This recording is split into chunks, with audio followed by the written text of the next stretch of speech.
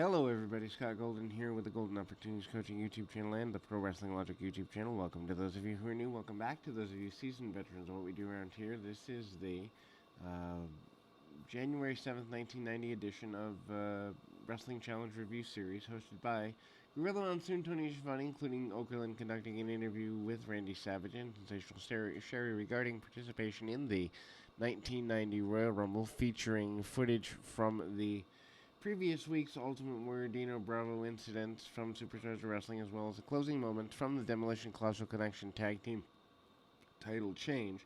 But before we go there, we get Bret Hart and Jim Neidhart defeating the Brooklyn Brawler and the Conquistador, number 1, 224. Bret pinned Conquistador following the heart attack maneuver. At the time, in 1990, the Hart Foundation kind of coming back into their own a little bit, I guess you'd say. They are not exactly, doing wonders here by any stretch of the imagination, but at the same time, they're not doing horribly either. Neidhart comes in, hits a couple hip tosses, hits a couple of tackles and the like, and ultimately very, very basic stuff. Bret Hart with a couple of kicks and ultimately managing to get where he wants to get in a pretty simple way. And then we see Neidhart managing to get things going and ultimately hit the power slam and then the heart attack.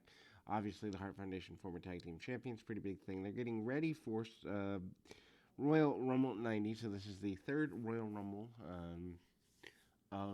in its generation. The Rougeau brothers and the Bushwhackers. Bushwhackers basically saying they are ready to go at Jacques and Raymond.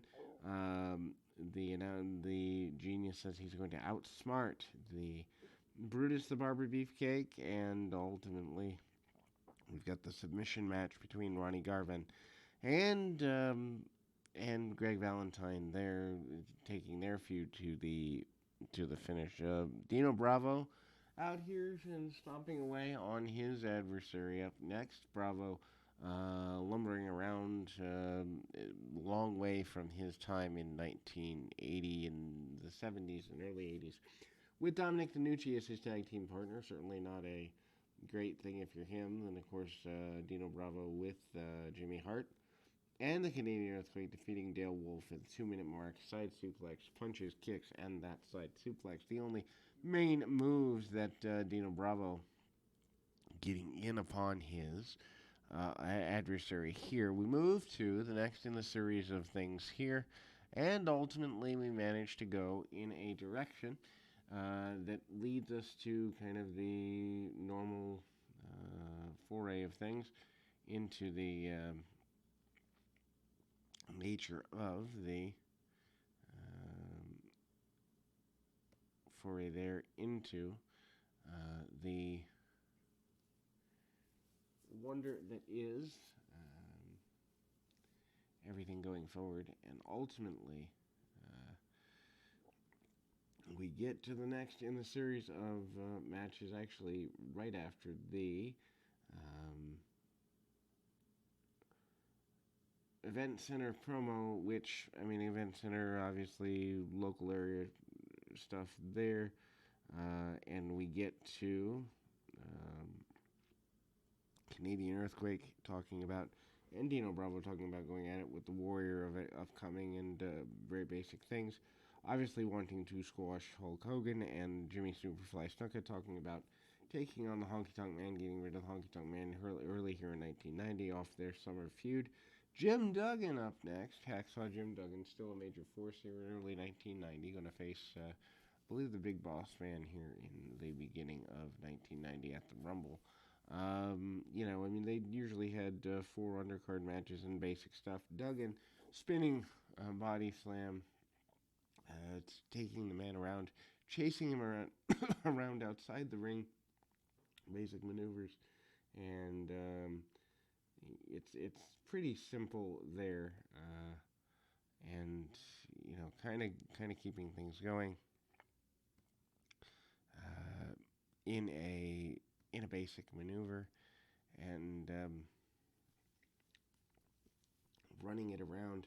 Duggan defeating Craig Green 213 with a running clothesline. Um, and it's basic Jim Duggan at the time. Hercules then faced John Justice via submission backbreaker 238.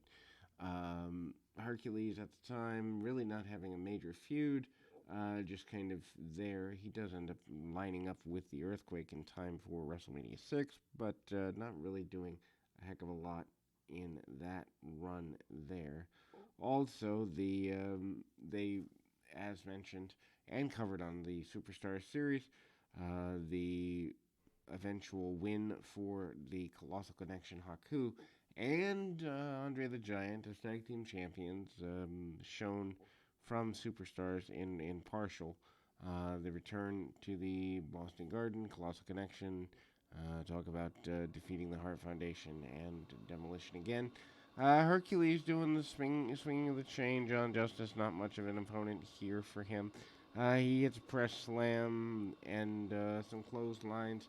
Basic maneuvers. Hercules, probably about a year from being in the heel role. Well, maybe no, less than that. Probably about 6 months from being in the heel role. Randy Savage lets it be known that he is going to let Sherry knock out Sapphire should the opportunity provide itself at the Royal Rumble on the Brother Love show.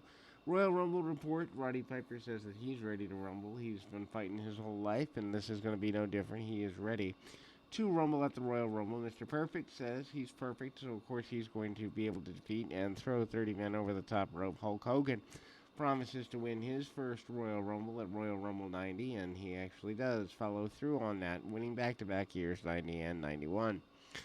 This is probably the last in the major things.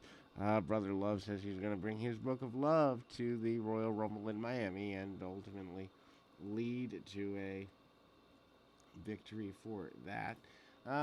Shawn Michaels and Marty Jannetty, otherwise known as the Rockers, are up next. Rockers in the last enhancement match of the day here.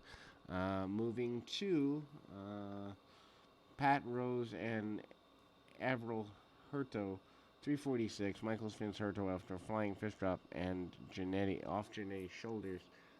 Drop kicks, double arm drags, double nip ups, and the like from the Rockers. Rockers going into it with the Rougeau brothers and the powers obtained depending on which house show they're part of.